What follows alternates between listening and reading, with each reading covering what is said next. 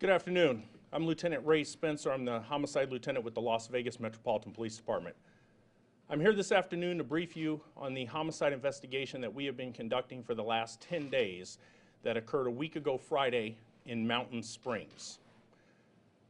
Over the last 10 days, we have put in a tremendous amount of resources and effort in an attempt to identify the victim of the homicide that occurred. I specifically want to thank a few agencies that has made this press conference possible this afternoon. First off, I'd like to thank the Clark County Coroner's Office. They have been a tremendous partner, and they have also worked tirelessly the last week and a half on this case. In addition, I want to thank the San Jose Police Department for the work that they have done to assist us in identifying the victim. And lastly, the work from the forensics lab who worked and came in over the weekend to make an identification possible.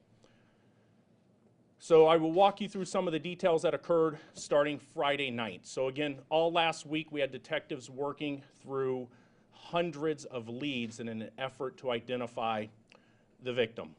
Friday evening at around 8 p.m. I received a phone call from a sergeant with the San Jose Police Department who stated that they believed they had a potential victim of a missing person who they believed may have been our victim.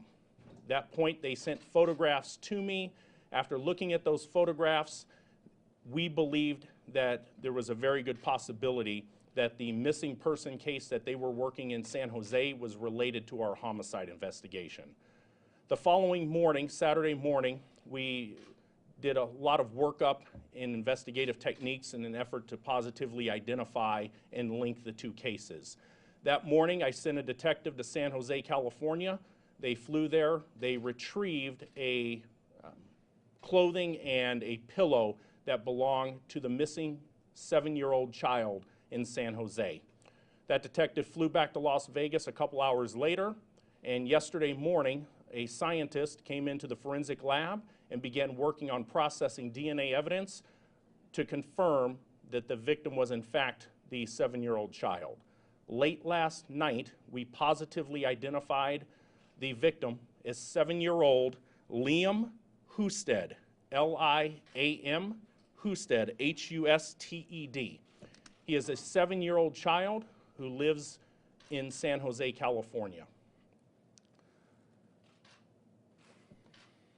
What we have learned is that he is last seen in the San Jose area on May 24th.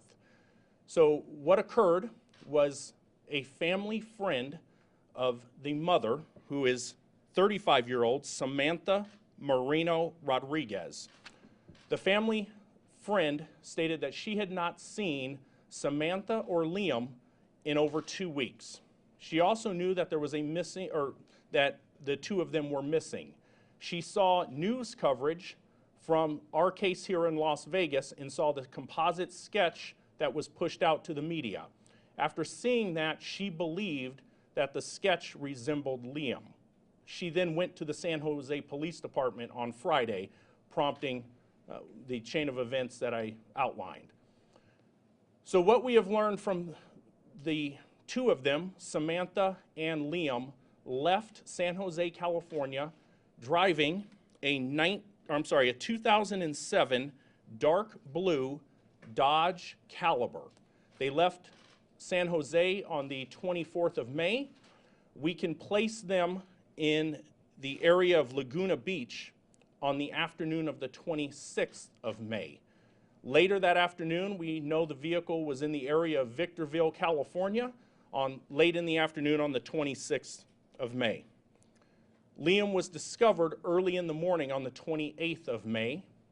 Shortly thereafter, on the 29th of May, we know that the vehicle was traveling on I-70 near Grand Junction, Colorado.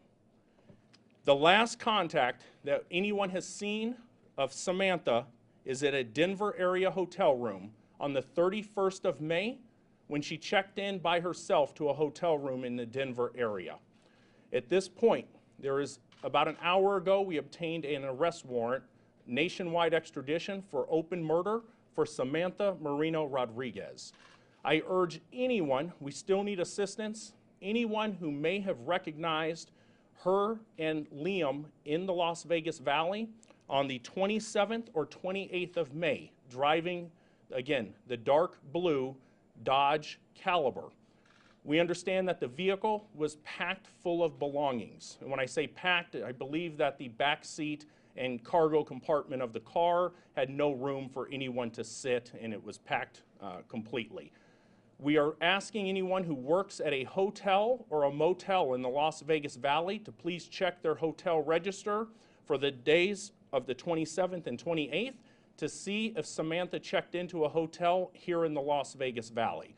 You can also, if you have that information, you can reach out to Crime Stoppers, or you can call the homicide tip line at 702-828-3521. So again, there's a lot of moving parts to this investigation. It is still extremely active and ongoing. The FBI local office here and their national field offices are assisting us at this point in attempting to apprehend Samantha. With that, I will take a couple questions. What do you know about Moreno Rodriguez? What have you learned? Again, she's a 35-year-old woman who lives in the San Jose area, and again, she is the mother of 7-year-old Liam.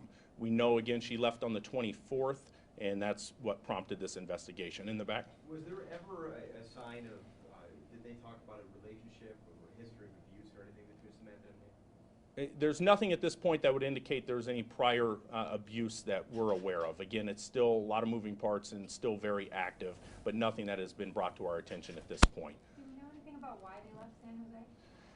We don't know the specifics. We're still trying to find out. We're still interviewing family and friends, trying to piece all that together. Any possible motive? We don't know a possible motive. That's why we're still reaching out. We're still asking for the public's assistance or anybody who knows her to reach out to us, or anyone who's had any communication specifically to reach out to the police department. I just have a follow-up. Yes. Did you have to break the news to this child's parents that this was his body, and can you kind of talk about that? The Clark County coroner specifically made the death notification. I spoke with the father about 60 minutes ago before I came out here, because I didn't want him to see this press conference without me explaining what was about to transpire. I will tell you, it's a heartbreaking conversation to have. This has been an emotional last 10 days for myself, all the investigators that have been working on it, and we're just glad we're able to get some closure for Liam and then hold the person responsible for this crime accountable. So that's what our focus is right now. Yes? Any connection to Las Vegas with the two that you know of? We driving through, or? We don't know. I mean, we do know that Samantha has visited Las Vegas in the past. There's been photographs that we have recovered that does show that she's been here previously. But as far as why she was in the Las Vegas Valley that day, we don't know. Yes? You guys suspect that she's traveling alone, or she might have somebody with her? At this point, we believe, from the information that we have obtained at this point, we believe she is traveling alone. And she was last seen alone in the Denver area on the 31st. Do you know anything about the relationship between her and the boy's father? I'm not going to get into the specifics of that portion of it. I don't know enough about the family dynamics. So Liam wasn't officially declared a missing person until Friday, right? Were there any indications that they were trying to get a hold of them the days prior? So the father had made a report on the 1st, but the father did not feel that his son was in harm's way. When the mother left with the child, he did contact the police because he had not heard from her or his son. Again, not trying to get the mother into trouble. He didn't want to file any type of charges or anything, but he did contact the police on the 1st. And just to be clear, he is not a suspect, and there's no involvement whatsoever that we suspect on his behalf. In the back. All right, thank you. I appreciate it.